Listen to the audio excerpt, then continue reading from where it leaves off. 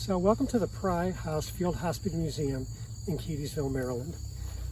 The Pry House served as General McClellan's battlefield headquarters during the Battle of Antietam, September 17th of 1862. So General McClellan had the whole view of the battlefield from the east woods, the cornfield, the west woods, all the way to Bloody Lane during the battle on that day. Also here was Major Jonathan Letterman, who was the medical director of the Army of the Potomac. And Dr. Letterman actually treated General Hooker in the Pry House during the battle. General Hooker was wounded early in the morning of September 17th, brought to the Pry House and attended to by Dr. Letterman. So also of note of the Pry House is that it was commandeered by George Custer. George Custer was the one that knocked on the door and told the Pry family that they were taking over the house for General McClellan's headquarters on the night before the battle. The Hospital Museum is also noted for the fact that on October 4th of 1862, President Lincoln came to this house. He actually visited the Pry family. He had breakfast in the Pry dining room, and then he went upstairs to visit General Israel Richardson, who was wounded at Bloody Lane during the battle and lingered here and ultimately passed away on November 3rd of 1862. So the Pry House, was McClellan's battlefield headquarters. It was the site where General McClellan, where Dr. Letterman served as the medical director of the Army of Potomac during the battle, and also the Pry Barn, which is off to my left, served as a hospital for about 500 wounded soldiers that were wounded during the Battle of Antietam.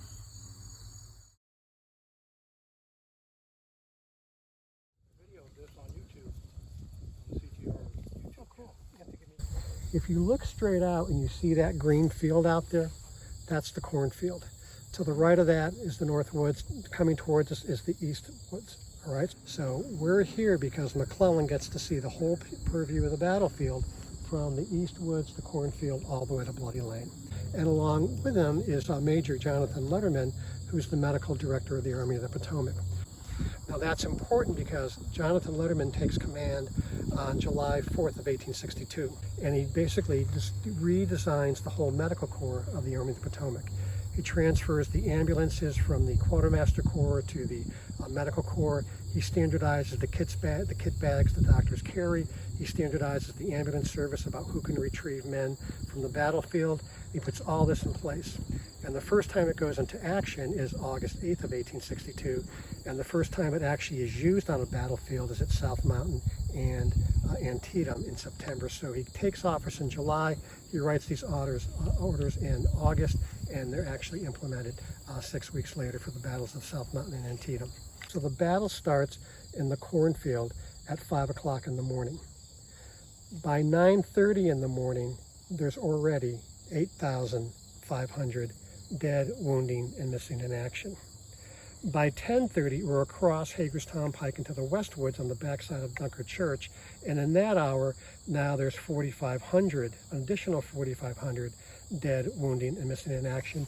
And if you pan from the right all the way to the left, you can't see it now, but if you were to stand at the black walnut tree after the leaves fall and look straight out, you could see the observation tower from Bloody Lane. So in September 17th of 1862, none of this foliage was here, so he had a clean purview of the whole battlefield. Bloody Lane ends at 1 o'clock in the afternoon, and there's an additional 5,000 wounded now. So essentially, you have 18,000 men dead, wounded, or missing in action. And then we go down to Burnside Bridge. There was another 600 wounded at Burnside Bridge. And then finally, the night attack, there's another 3,000 or 4,000 done, dead, wounded, and missing in action by the end of the day, which stops around the dinner hour. So we're here because McClellan gets to see the whole purview of the battlefield from the east woods, the cornfield, all the way to Bloody Lane.